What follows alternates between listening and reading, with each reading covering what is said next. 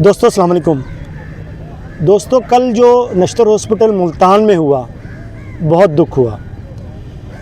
नश्तर अस्पताल डॉक्टर की गैर अखलाकी हरकत ने हमारे मुआशरे को झंझोड़ कर रख दिया है।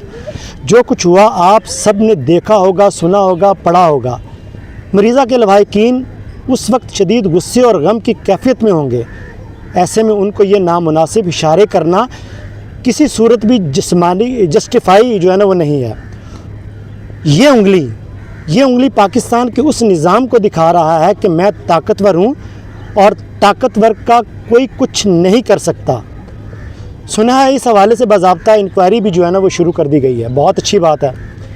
इब्तदाई मालूमात ये हैं कि मरीज़ा को नहायत ही तशवीशनाक हालत में अस्पताल लाया गया, जिनका खून अरेंज करने में जो कि SOPs के तहत था। कुछ वक्त लगा,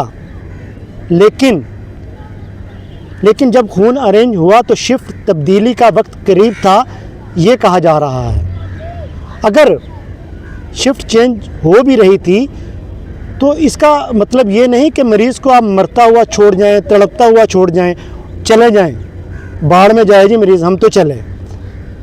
मैं मुल्तान इंतज़ामिया से गुजारिश करता हूँ इस मामले की तहकीकात कराई जाए और ज़िम्मेदारान को कैफ़रे किरदार तक पहुँचाया जाए। पता चले ना उसके साथ कि मेरे साथ क्या हुआ, बताएं उसको कि तुमने जो किया ना वो गलत किया। डॉक्टर मसीहा होते हैं ना कि जल्लाद।